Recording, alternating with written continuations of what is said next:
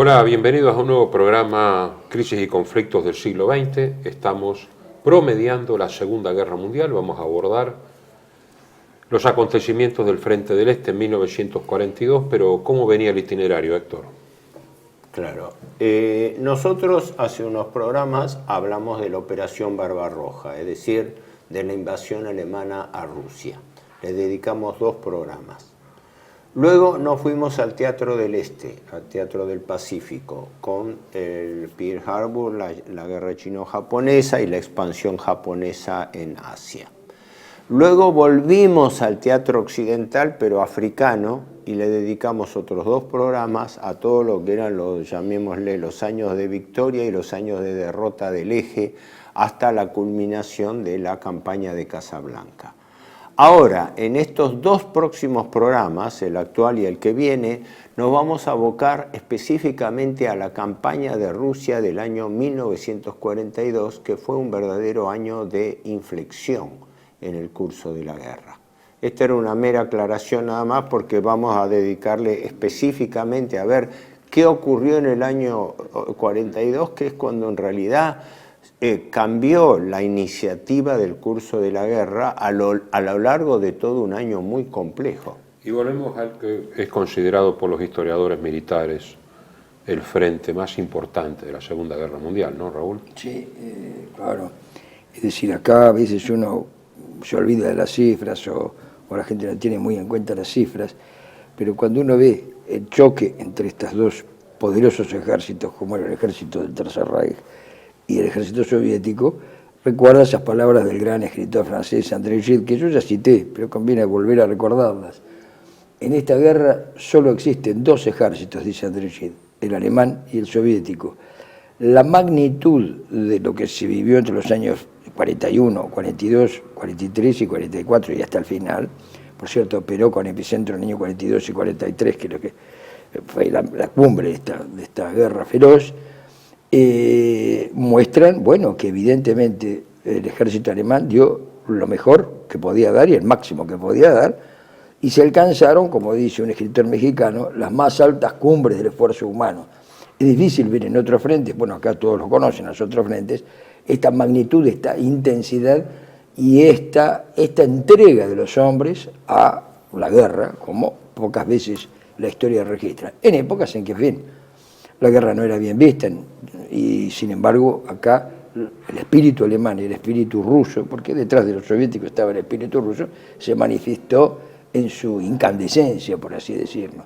Y de ahí las cifras, la cantidad horrorosa de prisioneros, la cantidad enorme de muertos, los más grandes de toda la guerra, evidentemente. Después en algún momento explicaremos que los otros aliados no tuvieron esas cifras. Es decir, la categoría del conflicto aumentó en forma desproporcionada. Sí, nadie exacto. podía pensar que la guerra en el 42 se iba a transformar en una sangría una y una explosión volcánica. Sí, sí. Un volcán que largaba lava y de pronto estalló, ¿no? Es una explosión tremenda, ¿no? Sí, recordemos que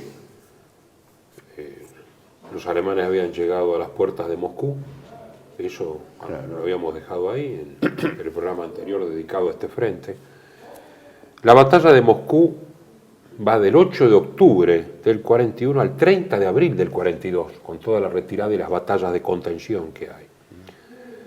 El encargado de la ofensiva, dentro del plan Barbarroja, es el grupo de ejército centro, del mariscal von Bock, luego va a estar el mariscal von Kluge. Son 60 divisiones con 750.000 hombres. Frente a él está Timoshenko, que luego no era precisamente de los más afortunados de los conductores soviéticos, va a ser reemplazado por Georgi Zhukov, que sí es un hombre talentoso, con 100 divisiones y 1 millón de hombres. Si vemos la magnitud de las bajas, 340.000 bajas alemanas y 680.000 bajas soviéticas en esta campaña frente a Moscú, una vez más vemos la magnitud del enfrentamiento, ¿no? Después del triunfo de Kiev, entonces se vuelve hacia Moscú, pero el gran cerco y combate de Kiev había consumido el último buen tiempo Y venía ahora el aliado que siempre tienen los rusos, que es el clima. En primer lugar, la temida Rasputitsa, que es el barro que se adhiere como una melaza, es realmente, no es un barro, una nevisca con barro, es que solamente los blindados pueden. Hay un montón de documentales donde ves las motos hasta el manubrio prácticamente, la infantería que pierde la bota, se lo engulle el barro a la bota. Un barro denso, muy denso, oscuro, es una cosa. Y después... Es un barro típico de las planicies ricas, acá lo tenemos en la provincia de Buenos Aires, y el suelo se mueve a otras provincias, el suelo es arenoso, ahí no, en la capa de humus de Ucrania, entonces es formidable, entonces claro, esa tierra es como una greda o como una arcilla que se devora todo. Y luego a partir de fin de octubre viene la nevisca y después la nieve, que al principio es saludada como una panacea, porque claro, no se hunden los vehículos, pero es pasar de Herodes a Pilato, ¿no? Digamos, una cosa, porque ahí que empieza a funcionar mal todo el equipo moderno. Tengo ahí, por en caso, una revista Signal de fines del 41, una revista alemana clásica de la época, que la edición española, donde hay un militar técnico que compara con Napoleón y dice, no nos puede ocurrir lo mismo porque tenemos un ejército moderno, motorizado. Claro. En primer lugar, el ejército alemán no es el más motorizado. La motorización, que es grande, no alcanza en absoluto para la inmensidad, la vastedad de lo que es el frente ruso. Los caballos mueren por el frío. Los blindados que pueden andar por las orugas, pero se congela el combustible. Hay que hacer fogatas debajo de los tanques de combustible, a veces se explota. Las armas alemanas, que son más precisas y mejor confeccionadas que las soviéticas, pero por eso mismo sufren las inclemencias del tiempo mucho más, se traban, se atascan las ametralladoras. Claro, perdón, pues son técnicamente más complejas. Claro. Por eso los soldados alemanes, cada vez que incautaban, usaban la Pepeshka, la ametralladora de esa Camembert soviética, porque esa la metías en el agua, disparaba hasta debajo del agua, creo que disparaba. Como y tenía en la posguerra la K-47 frente a los fusiles estadounidenses. Se había hecho una consideración geopolítica, fundamentalmente por el terreno ruso, que era lo siguiente: el primitivismo del sistema de comunicaciones rusa fue al final una salvación para los rusos, justamente por eso, porque frente a un ejército moderno, mecanizado, los sistemas de carreteras pavimentadas eran mínimos y en consecuencia los caminos de tierra se empezaron primero a embarrar, después a congelar, después a bloquear directamente, y fue el arma de doble filo que tuvo el ejército alemán. ¿Sí? Si uno recuerda aquella buena serie inglesa que la voz en off era de Laurence Olivier, después lo daban en el antiguo Canal 11, se llamaba El Mundo en Guerra. Una serie. Una serie buena, donde los soldados alemanes con un oficial están mirando la inmensidad y no saben dónde están, con un mapa, y dice, orientarse en Rusia era absolutamente difícil. No había señales, las carreteras eran malas, salvo 2 o 3 carreteras que podían ser llamadas, incluso la de Smolensk-Moscú, la mejor, digamos, pero la mayoría no estaban pavimentadas. Y además, dice un comandante Panzer ahí, que no recuerdo quién es, dice, además la tropa sufría de melancolía. Había unos momentos de crisis, porque en esa inmensidad, para países acostumbrados a una vida más urbana, lo que es una aldea, una ciudad, las conexiones, otro paisaje, la vastedad, y eso le ha ocurrido a mucha gente, incluso con el paisaje nuestro. Por eso algunos excombatientes, tanto, bueno, rusos muy poquito, pero alemanes que han venido y otros aliados de Alemania que han estado en el frente ruso, recordaban eso en la gran inmensidad de nuestras pampas, ¿o no? Exactamente.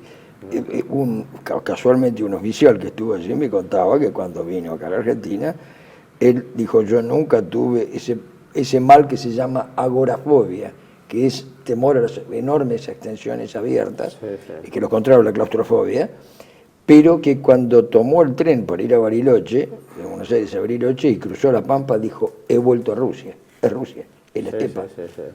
esta sensación de inmensidad. Último ¿no? factor psicológico que se comentó justamente, el hecho de que volvía a repetirse algo de lo que había pasado con el ejército napoleónico. La desazón que producía la internación en una estepa agreste y totalmente deshabitada, que significaba alejarse cada vez más de las bases de su patria, de su aprovisionamiento, frente a objetivos cuyo resultado concreto no se percibía para el combatiente medio, que fue un gran factor psicológico en contra. Sí, no obstante eso, se llega, luego de la toma de Tula, a los suburbios de Moscú, hacia noviembre, pero son detenidos por la movilización total de soldados y trabajadores, la famosa perspectiva Nevsky, que culmina en la Plaza Roja, pero que va bien hasta las afueras de Moscú. Hay quienes dicen que vieron a través de prismáticos potentes o de telémetros las torres del Kremlin. Hay filmaciones que nos muestran, ¿sí? Sí. Creo que unos tanques, unos vehículos de avanzada de la segunda división Panzer y SS la Reich fotografiaron las torres del Kremlin de unos 10 kilómetros aproximadamente. El 5 de diciembre Hitler se da cuenta de que aquí la situación, todavía no hay contraofensiva soviética, la situación no da, hay un gran agotamiento, y replantea la situación, a ver cuál es el replanteo, digamos, estratégico, porque se da cuenta de que es un choque frontal y en ese momento lo reemplaza a von Bock por von Kluge. Y a su vez, posteriormente, se va a poner él, aplicando el criterio romano frente a una gran crisis, como sucedió en Canas. Con la renuncia de Brauchitz. Con la renuncia el de mariscal Brauchitz, asume el comando. en jefe. Sí. Que eso lo es, en realidad es romano. Pero todo eso antes de la ofensiva rusa. No. Porque hubo una serie de cambios de mano, pero primero, que se dieron inmediatamente después. Ante el freno a von Kluge en reemplazo de von Bock. Ahí Zhukov suelta a los siberianos. Digo suelta porque esa era la expresión de esta serie inglesa, como si fueran perros de presa que los largan. Eran realmente gente muy dura, que ante lo que Sorge, el famoso espía, dice que no va a entrar Japón en guerra, ya era después del 7 de diciembre, los traen apresuradamente a través del Transiberiano, estas unidades de refresco muy equipadas, habitualmente por la zona donde estaban operando, digamos, incluso en tiempo de paso. Vienen de un lugar de Siberia, que es la taiga siberiana, donde la temperatura normal son 40 grados bajo cero, como normal, llega a 70, 50. Entonces, bueno, evidentemente la de Moscú no era tanto para ellos. El ejército alemán no está igualmente equipado y la contraofensiva entonces lo hace retroceder a von Kluge 100 millas, deben ser unos 160 kilómetros, hasta Viasma. Con batallas de contención, allí está la discusión, Hitler ordena aferrarse al terreno, y están los que dicen que la orden es acertada, porque en el descampado le hubiera pasado lo mismo que en la retirada napoleónica. Otros dicen que aferrarse al terreno sí ralentiza, y de hecho ocurrió que la gran contraofensiva soviética pierde empuje, pero a un costo terrible. El costo para el año 41 de toda Alemania se calcula en 800.000 bajas. Tomando muertos, heridos, desaparecidos, prisioneros, etcétera, etcétera. En el contexto global, ahora el frente ruso es lo que se ha comido mucho más de la mitad, indudablemente. Los Balcanes, el Mediterráneo, África del Norte, hay 3 divisiones en África del Norte. Tiene entidad al lado, por eso decimos la más alta cumbre del esfuerzo humano. Tiene entidad. Perdona, Guderian en sus memorias, recuerdos de un soldado, creo que recuerdo él lo cita, dice, los progresos fueron importantísimos, dice, pero las bajas, él habla de la sorpresa y dice, las bajas fueron demoledoras. Él tiraba, si no me equivoco, una cifra de 750.000 bajas que habían tenido antes de la ofensiva de Moscú. Y es claro, el gran dilema que tenía Alemania era que se había llegado a Moscú venciendo una fuerte resistencia soviética. No era un derrumbe del frente ruso, sino se llegaba a una ciudad que estaba fortificada, porque ya los rusos habían preparado sus defensas periféricas. Tenían el cinturón exterior que llamaban, que la idea era que los blindados alemanes lo rompieran, y los blindados alemanes no tenían la suficiente cantidad de unidades ni el combustible suficiente por las largas líneas logísticas de abastecimiento para encarar una ofensiva. Es decir, llegaron, como que dice, a las puertas de Moscú, pero no tenían la potencialidad como para alargar una ofensiva en un momento en que los rusos, al revés, ganando tiempo con la reforma de Zhukov a la cabeza, se estaban rearmando. O sea, se había invertido la relación de fuerza de la ofensiva. Esto ¿sí? Que vos decís es exacto, y hay un testimonio muy interesante, porque lo de que vos señalás de Guderian, sí. Está en Manstein también, está en De Grelle, es decir, en todos los que estuvieron en frente de todas las memorias aparecen, aparte de los historiadores. Pero hay un testimonio que es el testimonio de los franceses de la Legión de Voluntarios Franceses contra los bolcheviques, que un día vamos a tener que hablar de los voluntarios, fueron los primeros que fueron, y los mandaron a Moscú, les hicieron hacer exactamente el mismo camino de Minsk, en Bielorrusia, hacia Moscú, por el Berezina, exactamente igual, tanto de ida como la derrota de vuelta. Y era increíble porque visitaban las tumbas napoleónicas y seguían avanzando. Había tumbas napoleónicas, por supuesto, en Bielorrusia y en el Berezina.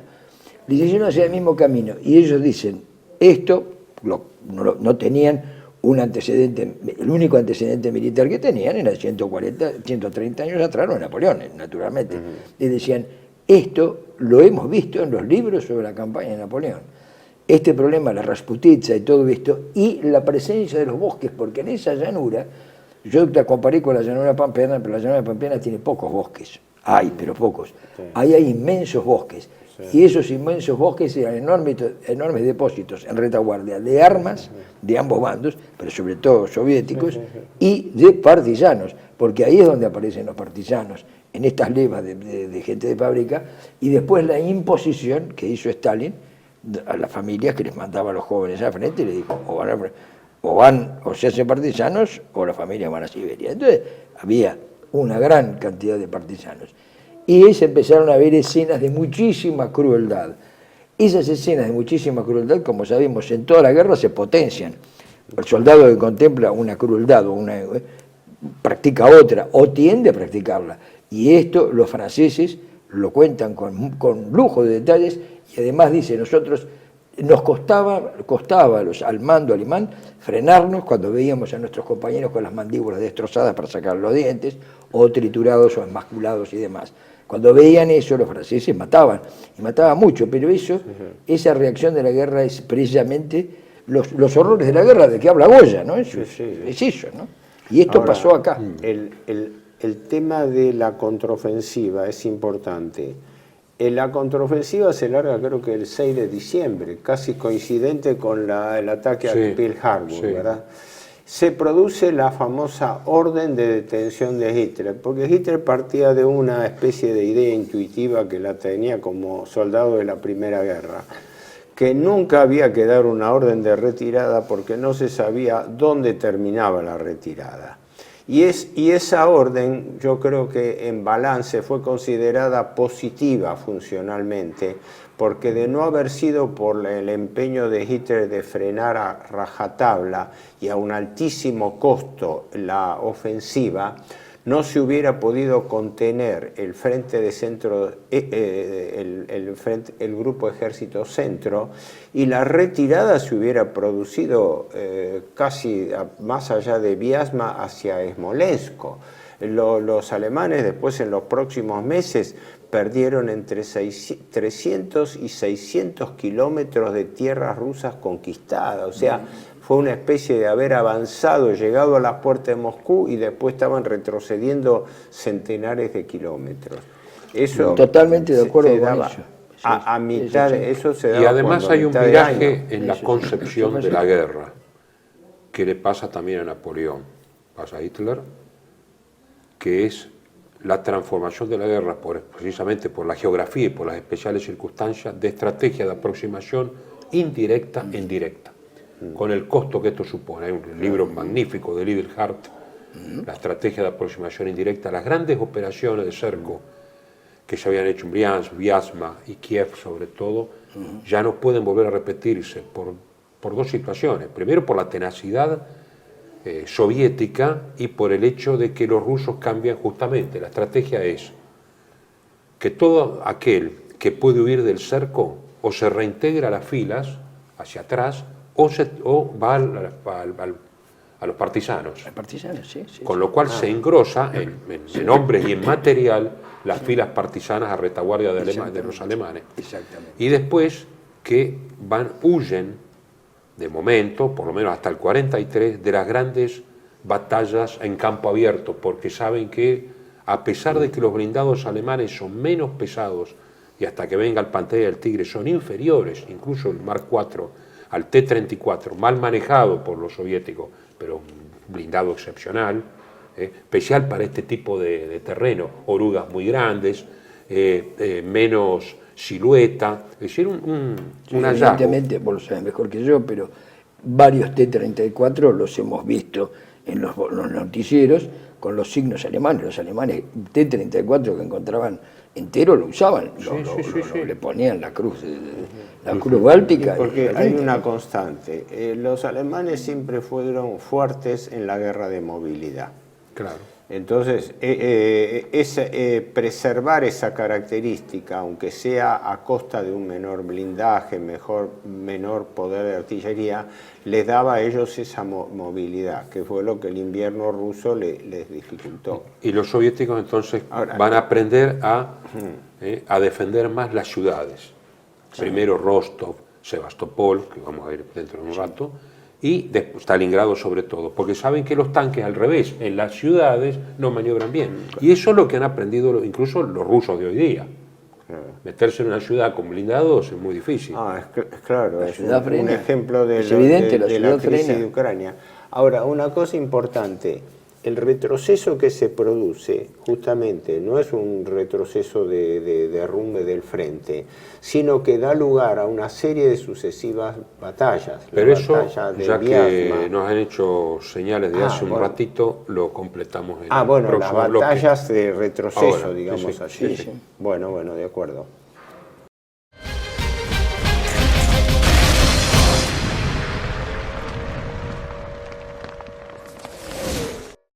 Bienvenidos a CEPA, Centro de Estudios del Pensamiento Americano. Nuevo sitio web de cursos de formación en política, filosofía, historia, literatura, geopolítica, religión, psicología y más. Cursos de formación que reflejan el verdadero pensamiento americano. Lo invitamos a elegir el curso de su agrado ingresando en www.cepa.la.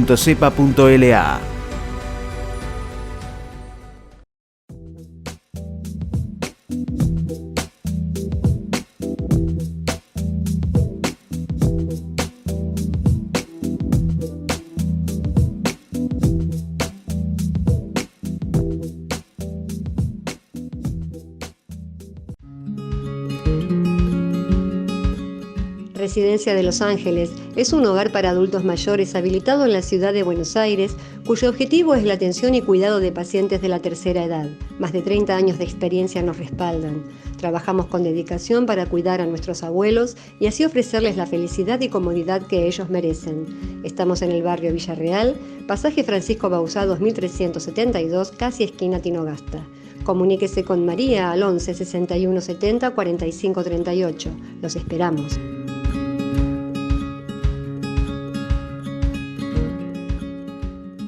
Decir siempre la verdad primero tiene un precio.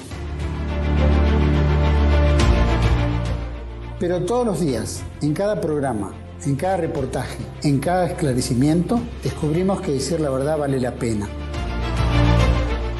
Decir siempre la verdad tiene un precio. Pero cada vez que recibimos tu apoyo, entendemos que seguir luchando vale la pena. Dependemos de tu ayuda. TLV1. Toda la verdad primero.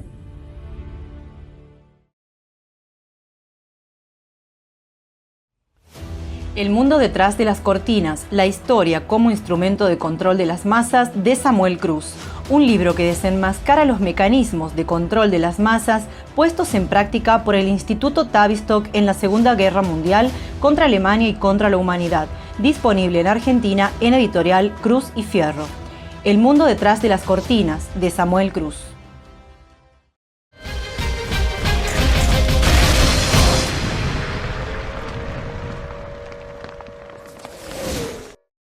Bueno, volvemos entonces al frente del Este y Claro, acá, la retirada alemana con duras batallas de contención. Exacto, porque en el frente del centro que vos mencionabas, es claro, no fue un derrumbe del frente, fue un retroceso con sucesivas batallas, recuperos, etcétera, captura de prisioneros, o sea, no era una debacle de la retirada alemana, todavía no la era, eso iba a venir más tarde. Pero un cuadro de situación de qué pasaba en los tres frentes de la vieja operación Barbarroja, que como objetivo había fracasado. En el frente del norte, en Leningrado, había quedado congelado, por así decirlo, el sitio de Leningrado, con menor empuje de los finlandeses, que los finlandeses en realidad ellos limitaron su intervención a salvaguardar las pérdidas de la guerra del invierno de 1940. Sí, que lo dijimos antes, que pusieron en la frontera, no querían pasar la frontera. Claro, ellos limitaron a sostener el frente del norte porque ellos querían salvaguardar el istmo de Karelia y su territorio. Ellos no se empeñaron ni podían hacerlo, porque aparte de un país chico no podía. Perdón, cuando uno mira el mapa en detalle, sí, yo creo que Schlüsselburg, que es la ciudad llave, sí, sí, podía haber sido tomada y podían haber dicho. Lo que pasa es que la estrategia de ellos no lo contemplaba, claro, pero si no, con un pequeño esfuerzo sí lo podían haber tomado, claro, ambas. La idea es que los alemanes, frente al desbalance que se le estaba produciendo en el resto de los frentes, prefirieron dejar el sitio allí y no empeñar una ofensiva desde los países bálticos allí y dejar congelada, por así decirlo, la situación. Si bien no fue pacífica, ahí estuvo el rol español, el cerco de Posada, en fin, hubo una serie de episodios. Pero eso en el frente norte. En el frente centro, el retroceso se hizo, pero a través de sucesivas batallas pesadas, la batalla de Vyazma, de Rsev, es decir, no fue una retirada. El retroceso del frente a Smolensk creo que se produjo después de la mitad del año, que fue cuando los alemanes perdieron un terreno de creo que entre 500 y 600 kilómetros conquistados en el frente del este, con lo cual se le alejaba totalmente la posibilidad de cualquier otra ofensiva a Moscú, el centro. Entonces, neutralizado los dos frentes, fracasado el plan Barbarroja en los dos frentes, norte y centro, en cambio la situación era contraria en el frente sur. Claro, ¿dónde? Por eso, perdón, en el centro es exactamente lo que vos decís. En el caso de Leningrado, no es un fracaso, sino un cambio. Es decir, la toma de Leningrado, que era plano original de Hitler, fue modificado por los generales y finalmente Hitler aceptó el plano de los generales porque sí, empezó a pensar en... Fue una declinación. Estaba frenado en un frente el balance de situación fue que de los tres grupos de ejércitos, el único que logró progresos más en línea con los planes era el Frente de Ejército Sur, que primero estaba conducido por el mariscal von Rundstedt y que fue el que hizo los progresos cayendo sobre Ucrania y después, con ayuda del desvío de los Panzer de Guderian del grupo de Ejército Centro, en agosto del 41, aprovechando el reagrupamiento de fuerzas que se estaban haciendo para el asalto a Moscú, se pudo distraer blindados que cayeron desde el norte con Guderian, que tomaron Kharkov y que consolidaron la ocupación del centro-oeste de Rumania, porque llegaron a lo que ahora es, bueno, nuevamente objeto de lucha, la cuenca del Donbass, la cuenca de minerales y petróleo ucraniano, y además el objetivo económico, granos y minerales y petróleo. En esa zona de Rusia, en el sur de Rusia, estaba el 60% de la producción industrial, Claro. a pesar de que había sido trasladado a la mayoría de los Urales. 35% de la energía con las grandes centrales que todavía están, de Dniepropetrovsk, y la gran central térmica de Zaporozhye, que ahora es nuclear. Y había un 75% de la reserva de aluminio, lo que pasa es que había que explotarla y la guerra no permitía, digamos, incluso la ocupación alemana, la explotación real, porque había, digamos, las idas y venidas propias de la guerra. Pero lo que ocurre con Moscú, y después de clavar un ejército, el 18 ejército, frente a Leningrado toda la guerra, que tiene que montar guardia, ¿no es cierto?, con algunas unidades como la División Azul, etcétera, que es una división, por más importante que haya sido su actuación, es una división más, y el ejército finés. La idea ahora es reforzar incluso más el grupo de ejército sur, claro, para una operación que ya no va a ser política, como era la toma de Moscú, sino económica. Hay que comprender que Alemania se está dando cuenta, el Estado Mayor alemán, la conducción no solo política, sino militar, industrial, etcétera, de que el tiempo juega en contra. Por la entrada en guerra de los Estados Unidos.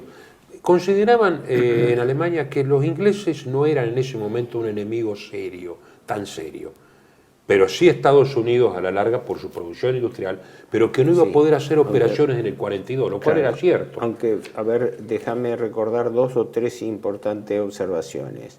Se dice que el propio Hitler tuvo sucesivos choques con el alto mando alemán, sobre todo el mando alemán de ejército, del comando de ejército con Brauchitsch y Halder, reprochando que, dice, mis generales no entienden lo que es la economía de guerra, porque ocurre que las necesidades de alimentos y de energía eran vitales para que todo el ejército motorizado alemán y la aviación pudiese alimentarse, así que el objetivo pasaba a ser un objetivo prioritario 100%.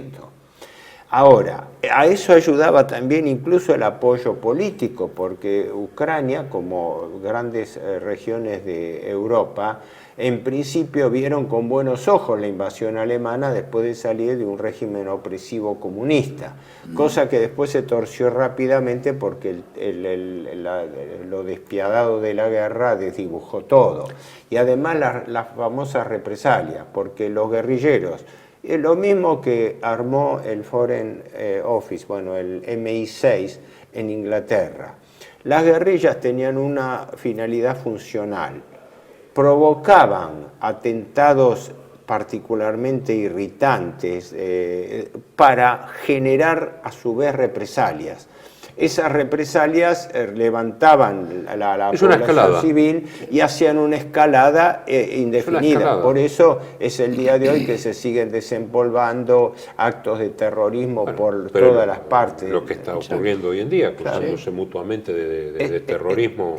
Es inevitable por eso, porque esa escalada es provocada aún por quien está perdiendo o quien está retrocediendo, porque sabe que eso va a provocar una adhesión de una población que en este caso, como vos señalaste, sobre todo en Ucrania y en los países bálticos, era muy anticomunista. Entonces, la llegada de los alemanes fue una especie de esperanza. Esto es así, esto es verdad y así sucedió. Entonces, la guerrilla sirve para eso. Pero los cambios de estrategia, para apuntalar lo que vos decís o confirmarlo, es decir, los cambios de estrategia por el alto mando alemán, primero con los militares y después directamente con Hitler, es decir, y la estrategia de Hitler es primero por los abastecimientos, porque obviamente esa enorme maquinaria de guerra, sin energía y sin alimentos, queda paralizada. Esto no hay ninguna duda, como se demostró en el 45. Como se demostró en el 45. Eso es absolutamente necesario. Y después también está el otro factor, que son las pérdidas que él ha mencionado, que todos hemos mencionado, la enorme pérdida en vidas humanas y la reposición. Mientras que la Unión Soviética tenía una reposición humana de baja calidad, por supuesto, pero masiva y enorme, y con una característica... Las pérdidas soviéticas en ese momento, a principios del 42, 1 millón de hombres, 4.000 piezas de artillería, 3.000 tanques y 1.000 aviones. pero las podía reponer.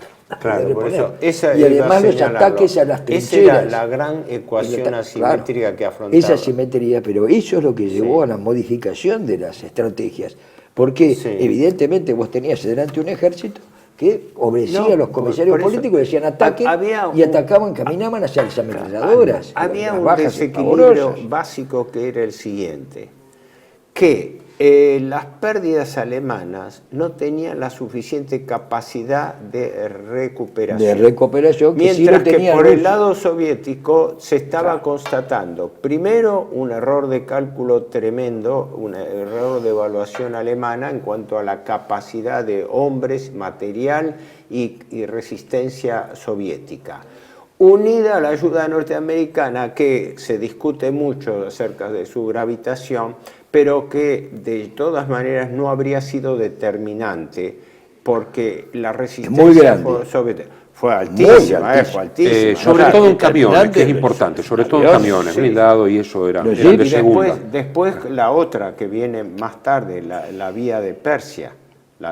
que se agrega, primero era Murmansk, fundamentalmente. En marzo del 42, las divisiones alemanas están en general en Rusia al 50% de la capacidad.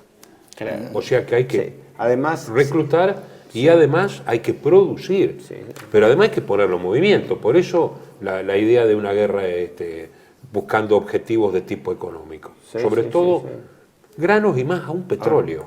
Ahora, y el recurso humano, porque esto que hemos señalado, los alemanes perdían suboficiales de altísima preparación y de altísima calidad, y la falta de soldados que llevó después a los voluntarios europeos, no solo por un aspecto político, ni hablemos sino de también la capacidad de recuperación con los otros frentes que tenían que ser atendidos, que obligaban en determinado momento a retirar unidades clave. Pero el punto en cuestión es el siguiente: a fines del año 41, los objetivos de la Operación Barbarroja habían quedado frustrados. Pero en el sur, en el Grupo de Ejército Sur, se habían logrado avances.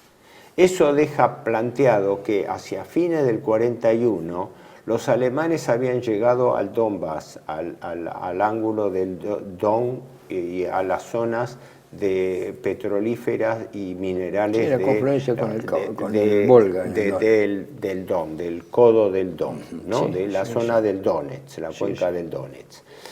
Por el sur habían tomado Kherson, que ahora se vuelve a actualizar, y el mariscal von Manstein había entrado en Crimea por el istmo de Perekop. Con lo cual ya quiere decir que cuando terminó el año 41, mientras en Moscú la cosa era difícil, en cambio en Rumania quedaba abierta la puerta con dos direcciones coincidentes. Por la costa del Mar Negro, hacia Rostov del Don, con idea de abrir la puerta del Cáucaso, Mariupol y Rostov del Don. Abrir la puerta del Cáucaso por el ángulo de la desembocadura del Don, y la perspectiva que ya se entreveía del asalto a Stalingrado como principal ciudad industrial importante. Y de allí bajar a Batum. Y en la otra línea era, a través de Ucrania, la ocupación de Ucrania, se llegó hasta la península de Kerch, enfrente del Kubán del Cáucaso. Quiere decir que ya se prefiguraba lo que iba a ser el plan alemán, el plan azul. La operación azul era, en alemán era Fall Blue, creo que era la denominación, Blau, ¿no? Que era la idea de que hubiese dos objetivos. Uno, Stalingrado,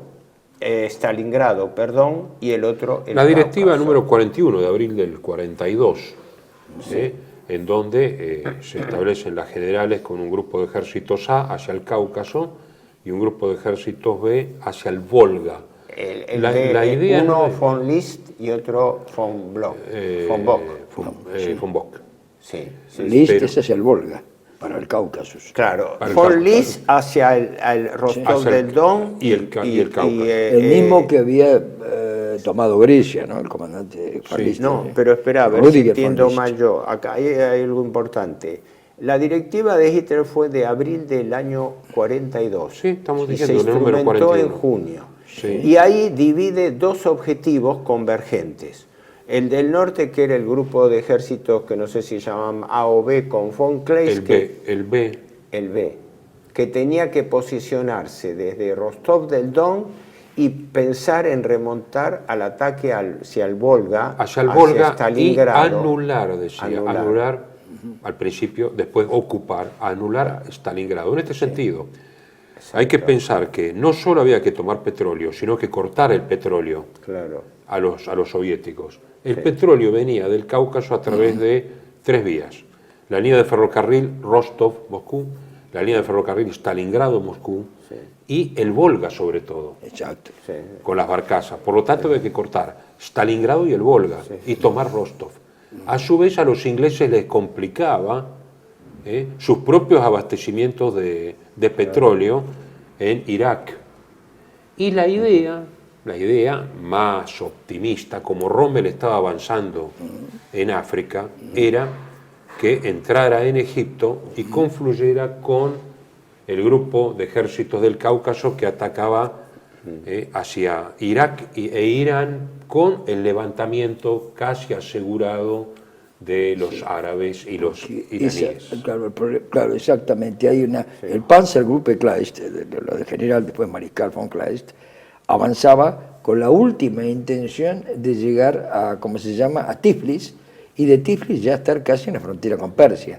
La idea era llegar allí y que por Medio Oriente avanzara Rommel, ahí ya habría que haberlo reforzado a Rommel, para que tomara Damasco, Bagdad. Sí, la idea de caer sobre Persia. Exacto, sobre pero eso Irán no era también. un movimiento aislado, puramente estratégico, sino que tenía un aspecto político que no se pudo dar por las circunstancias. Ahora, Que No, la además revuelta general árabe. era desmesurado. Sí, era desmesurado porque incluía la revuelta general árabe que tenía que estallar en Egipto. Era desmesurado en porque Siria. además no alcanzaban Pero, para los dos objetivos. Para uno sobraba y para claro, otro no. Claro, alcanzaba. no volemos con planes que en ese momento eran discutibles porque dependían de logros que todavía no se habían encarado. La ofensiva Sí, del no obstante, Cáucaso no logró el objetivo central, que era la toma de Bakú. Sí. ¿Por qué? Porque cuando los alemanes cruzan y ocupan Kubán y empiezan a desplazarse hacia el sur, toman Maikop, pero no les sirve Maikop porque los rusos habían ya destruido las instalaciones petrolíferas. Y incendiado los Después las torres. había una zona montañosa que tenían que cruzar para llegar a Bakú, y ahí es cuando llegan y se pone difícil la situación de Stalingrado y tienen Pero la no nos situación de adelantemos porque eso va a ser Claro. motivo de Yo otro quería- programa, porque hay algo en el medio muy importante que es la toma de Crimea. Claro, Están haciendo señas. eso que- Sí, nos están haciendo señas, pero podemos, un Sí, par de sí. cosas. Timoshenko hace, por orden de Stalin, una ofensiva para descomprimir en Yarkov, justamente cuando desaparecen las nieves y se asienta el terreno después del barro, que es hacia marzo del 42, y recibe un contraataque brutal por parte de Paulus, que había reemplazado a Reichenau en el 6º ejército, quizá el mejor equipado de la Wehrmacht. El contraataque lo descoloca a Timoshenko lo eclipsan, Stalin lo manda creo que a Manchuria, lo saca, digamos, de juego, y los rusos tienen 250.000 bajas y 1.000 tanques. Esto se dice fácil, ¿no? En un contraataque, y sin embargo siguen reponiendo. Entonces ahí Hitler se da cuenta de que solo no puede hacer. Ya eso indica una falencia alemana. Sí. Necesita a sus aliados y los convoca. Está la conferencia del 1 de mayo del 42 en Salzburgo, muy interesante, en donde se reúne con Ribbentrop y Mussolini y el mariscal comandante en jefe de todo el ejército italiano, Ugo Cavallero, que dominaba el alemán. Donde el conde Chiano, siempre con esa ironía, más no lo quería el suegro, pero es interesante, dice que en el palacio de Klesheim, en Salzburgo, empieza la conferencia y Hitler habla. Y Mussolini dice que está acostumbrado también a hablar, sufre.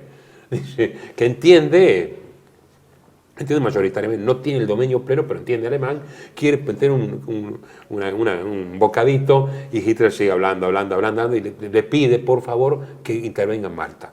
Y Hitler le dice, sí, vamos ya que está siendo sometida a bombardeos tremendos, en el momento álgido, vamos a ver si ocupamos Malta, pero necesito un ejército. Entonces Hugo Caballero, que dice, es un prodigio de servilismo con su alemán perfecto, presiona y dice, vamos a mandar un ejército completo, incluso con divisiones motorizadas, la Pasubio, la Chelera y otras, que si hubieran sido enviados a África, quizá la cosa, pero ahí había una cuestión de prestigio.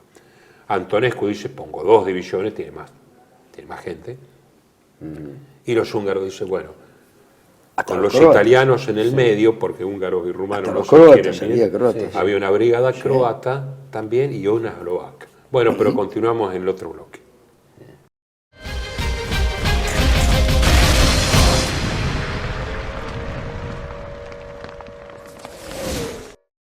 Bienvenidos a CEPA, Centro de Estudios del Pensamiento Americano. Nuevo sitio web de cursos de formación en política, filosofía, historia, literatura, geopolítica, religión, psicología y más. Cursos de formación que reflejan el verdadero pensamiento americano. Lo invitamos a elegir el curso de su agrado ingresando en www.cepa.la.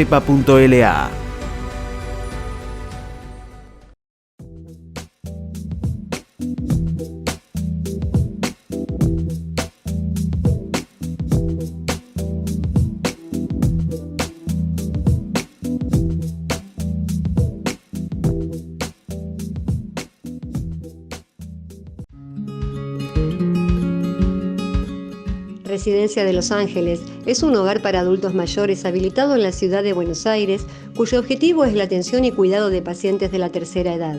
Más de 30 años de experiencia nos respaldan. Trabajamos con dedicación para cuidar a nuestros abuelos y así ofrecerles la felicidad y comodidad que ellos merecen. Estamos en el barrio Villarreal, pasaje Francisco Bauzá 2372, casi esquina Tinogasta.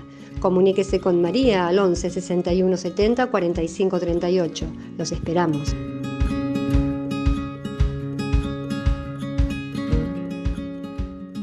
Decir siempre la verdad primero tiene un precio. Pero todos los días, en cada programa, en cada reportaje, en cada esclarecimiento, descubrimos que decir la verdad vale la pena. Decir siempre la verdad tiene un precio. Pero cada vez que recibimos tu apoyo, entendemos que seguir luchando vale la pena. Dependemos de tu ayuda. TLB1. Toda la verdad primero.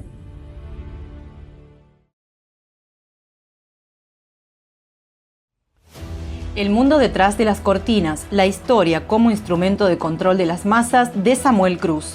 Un libro que desenmascara los mecanismos de control de las masas puestos en práctica por el Instituto Tavistock en la Segunda Guerra Mundial contra Alemania y contra la humanidad.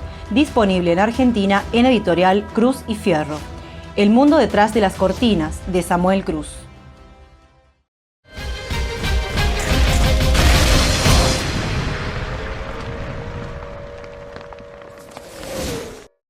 Continuamos entonces con lo que va a ser la campaña de Crimea, que dura del 29 de agosto del 41 al 3, algunos dicen hasta el 9 de julio del 42. Son 11 meses de campaña, donde de marzo a julio corresponde a la batalla de Sebastopol en sí.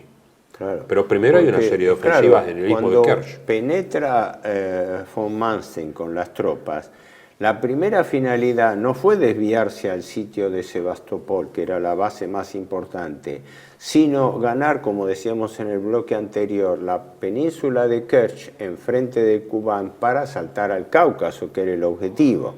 Recordemos los dos objetivos, Rostov del Don más al norte y Kubán por el Cáucaso más al sur. Luego, una vez consolidado ese camino norteño, digamos, de la península de Crimea, es cuando von Manstein pone sitio a Sebastopol. Creo que desde marzo o abril, Sebastopol cae fines de julio, el 29 de julio, ¿no? No, el 9 de julio.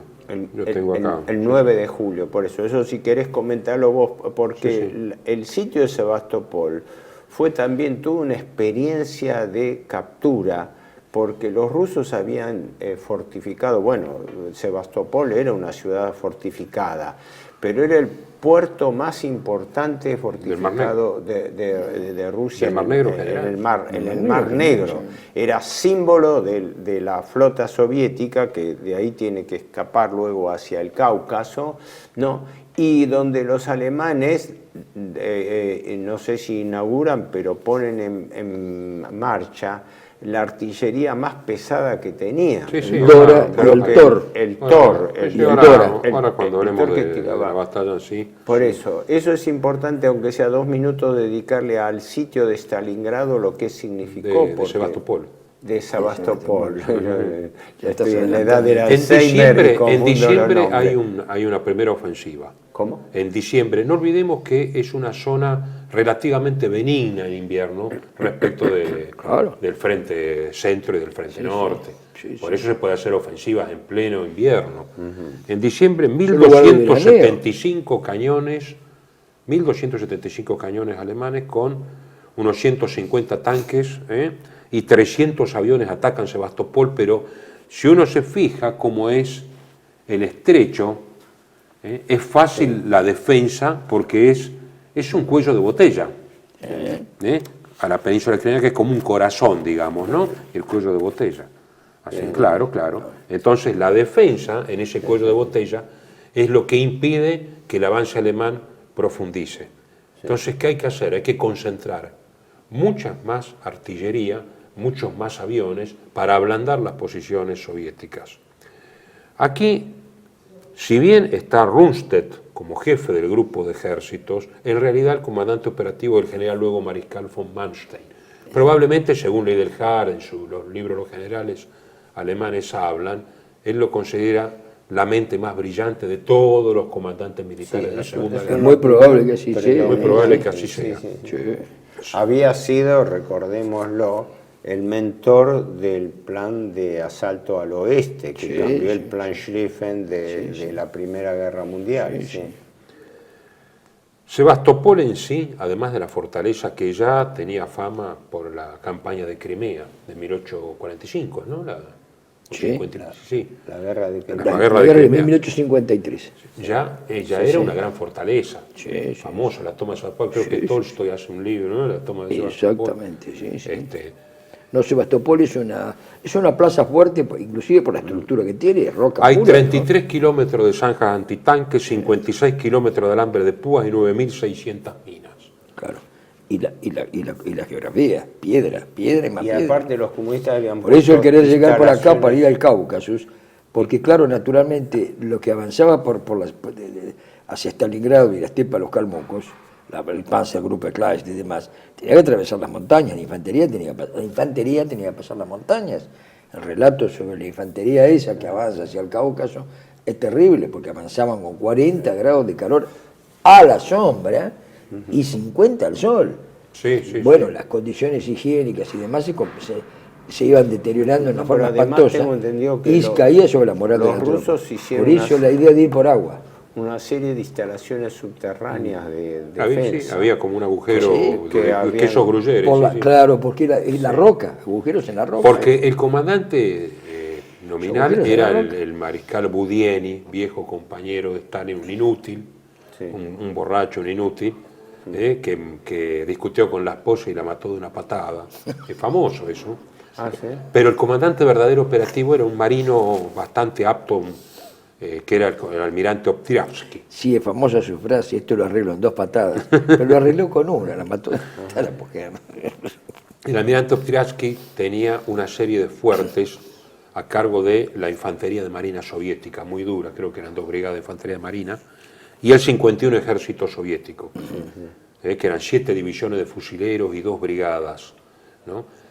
Manstein atacó con 15 divisiones, una Panzer, la 22, una motorizada y 13 de infantería. Piensen que es una lucha en una ciudad, sobre la bahía de Severnaya, más las líneas de fuertes, que eran todos fuertes de concreto, de hormigón y agujeros en la roca. y agujeros en la roca con torres de cañones de 12 pulgadas, de 305 milímetros. Fuerte Máximo Gorki, Stalin, Lenin y Konstantinovsky y Volga. Eran 5 fuertes con esa artillería, más el acorazado Parizhskaya comuna de París, con la misma artillería, con 12 cañones de 305 desde la bahía. Entonces atacan. Hay una división rumana que actúa muy bien, que es la 4ª división de montaña rumana. ¿Era el general Dragalina?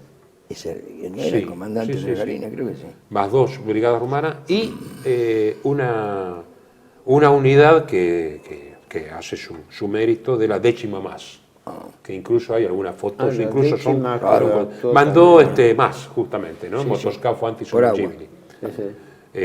Y bueno, había que concentrar artillería y aviación. El 8º fue el Cuerpo Aéreo de Richthofen, es el que se encarga del bombardeo continuo de las instalaciones, y llegan a tener 11.000 cañones, según Paul Karel en su Operación Barbarroja, el capítulo dedicado a Sebastopol. A los alemanes ponen entre 40 milímetros y 80 centímetros de calibre. Había 3 unidades, como dicen, schwere und immer schwere Kanonen, son más que pesados. Sí. Karl, que era Schwere, sobre orugas, immer de schwere. 450, creo, centímetros.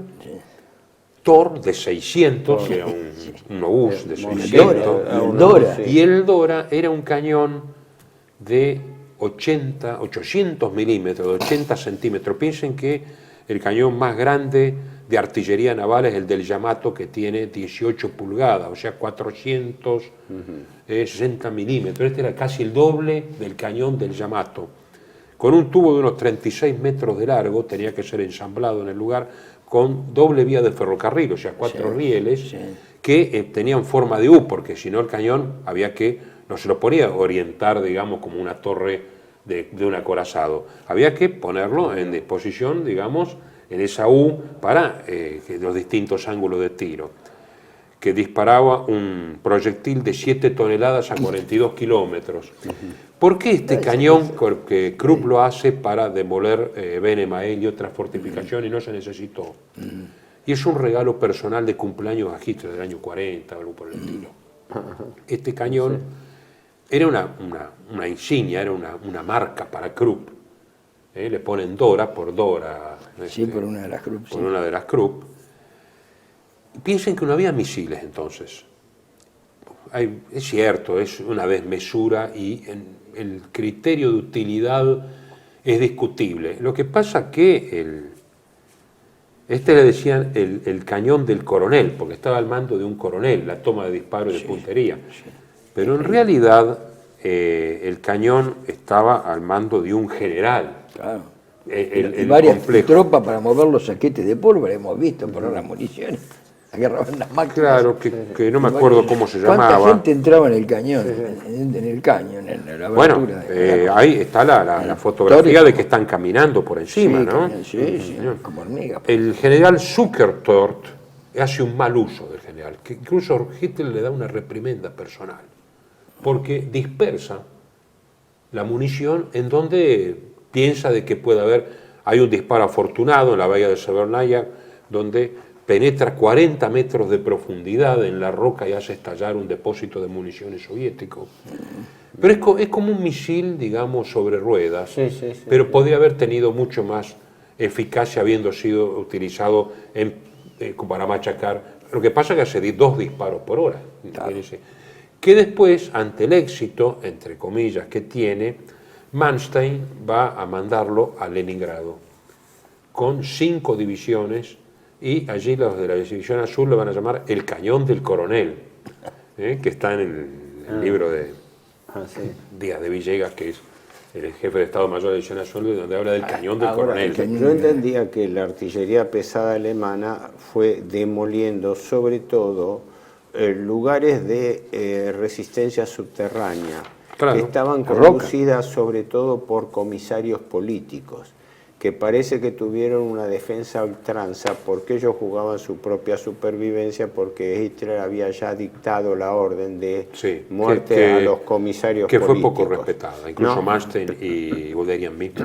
Pero si no me equivoco, von Manstein en su libro Victorias Frustradas, señala que algunos, ya en las postrimerías de la resistencia, algunos lugares reductos fueron volados por los mismos rusos que se suicidaron y los comandantes políticos se pegaron. La última defensa que hace la infantería sobre la costa con los comisarios políticos movilizados, vuelan las propias instalaciones. Claro, hay una cosa que hay que decirla. Los comisarios políticos estaban entre, como se decía antiguamente, entre Scilla y Caribdis, en una situación muy estrecha. Si los agarraban los alemanes, los fusilaban. Pero Stalin también los fusilaba si volvían. Si la amenaza de Stalin o de Hitler era terrible. Si los tipos o morían en su empeño, o ganaban o morían en su empeño. Aquí hay que reconocer algo, que es otro viraje en el concepto de guerra que se tiene. La guerra es ideológica en la superficie porque los soviéticos dicen los fascistas. No dicen los nazis ni los nacionalsocialistas, dicen los fascistas porque forma parte del fascismo. Además la consigna es contra el fascismo por parte del comunismo. De este lado dicen los bolcheviques o los comunistas.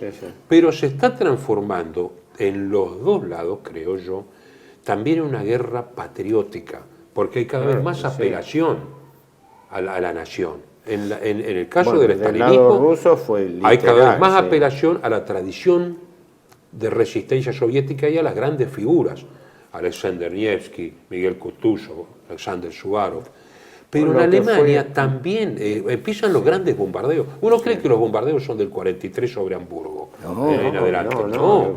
Colonia es bombardeada por 1000 aviones en ese verano del 42, pero antes hay un gran bombardeo sobre Rostock y sobre la vieja ciudad asiática de Lübeck, que la incendian de punta a punta. Hay 3 bombardeos nocturnos sobre Essen en marzo, abril.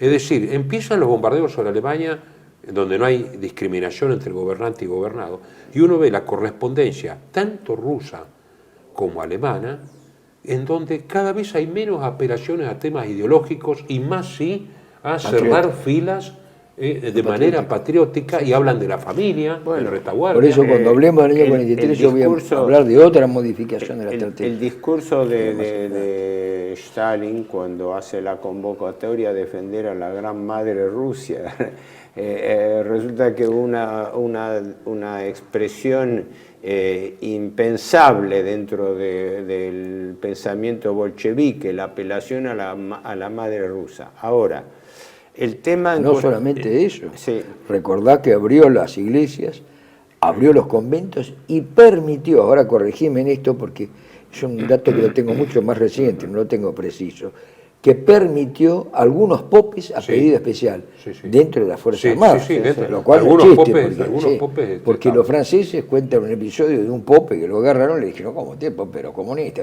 No, pero lo que pasa es que le dio una explicación y lo liquidaron al pope, los franceses, no fusilaron, pero por partisano. Pero el pope, es decir, que permitió a algunos popes, ¿eso es cierto? Sí.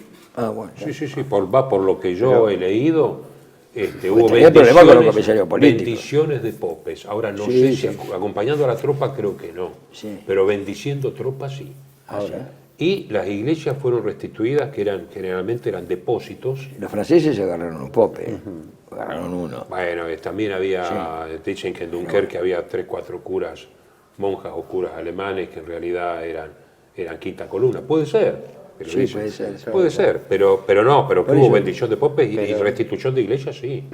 Espera, por las dudas que se nos acaba el tiempo. El tema de la campaña de Crimea, entonces, luego del sitio de Sebastopol, queda como resultado la neutralización de la flota rusa del Mar Negro, que se retira de Sebastopol y se refugia, primero creo que es en Novosibirsk, y después creo que va a Tuapse, y después se va al límite de la frontera turca, con lo cual Rusia directamente pierde la hegemonía naval en el Mar Negro.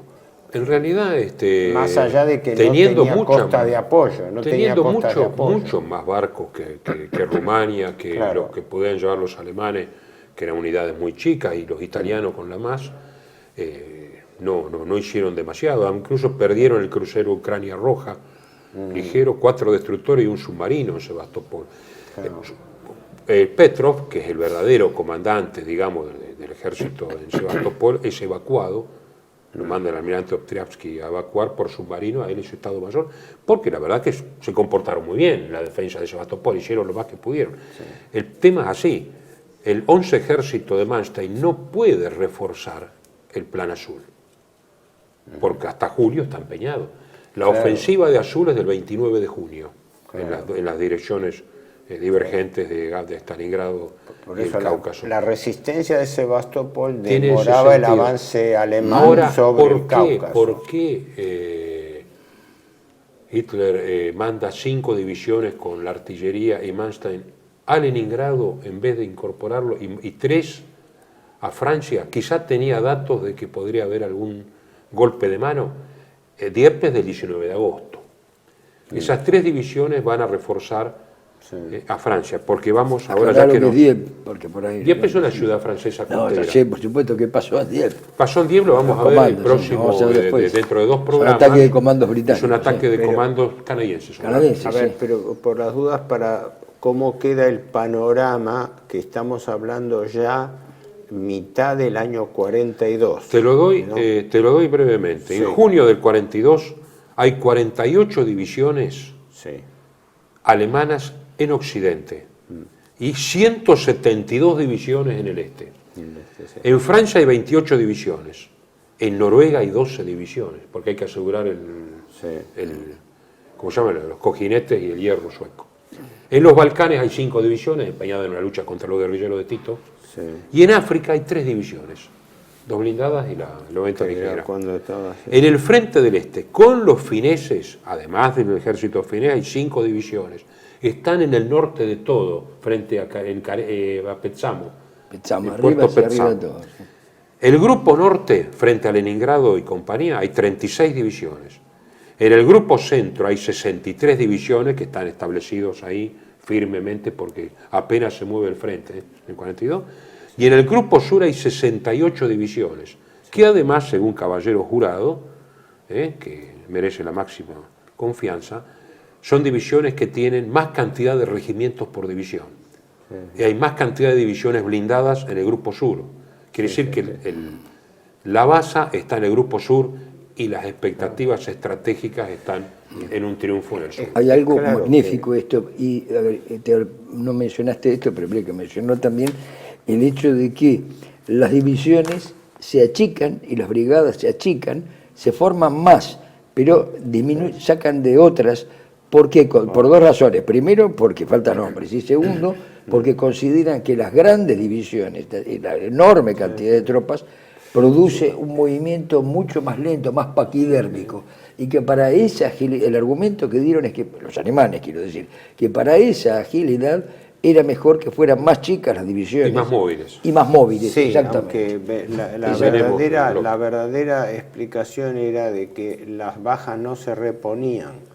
Esto se lamentaba Guderian y otros, diciendo esa fue la queja. Figuraban nominalmente divisiones que eran divisiones incompletas, que podían tener hasta el 30% de sus efectivos, pero que figuraban en el mapa como divisiones. Con respecto a esto, al redondeo eso que vos decís es exactamente, se empezó a hablar de ello, después se dieron cuenta que se podía cambiar el modo y que siendo más chicas podían ser, aparte de la falta de gente, más ágiles. Hubo varios de ese tipo de tácticas y estrategias.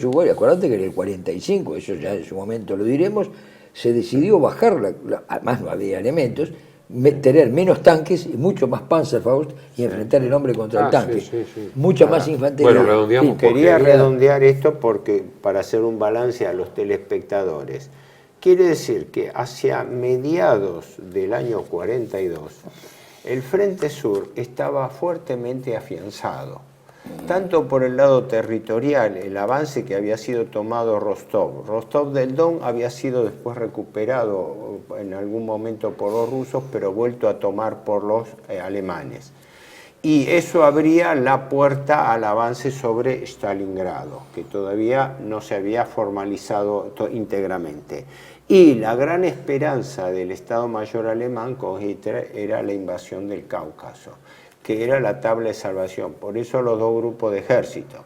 El grupo de ejército norte sobre Don y sobre Stalingrado, pensando en cortar los suministros de la Rusia continental con el Cáucaso, lograr el corte de las comunicaciones y los aprovisionamientos, los alemanes ya afincados en Ucrania utilizando alimentos y parte de lo que se podía y volver a aprovechar tentar a Turquía, porque era una tentación para Turquía, en Batum, hasta la frontera. Los recursos también minerales de la cuenca del Donbass y el gran objetivo que era el petróleo del Cáucaso. Eso es lo que vamos a ver en el próximo programa. Claro, muchas gracias. Exacto.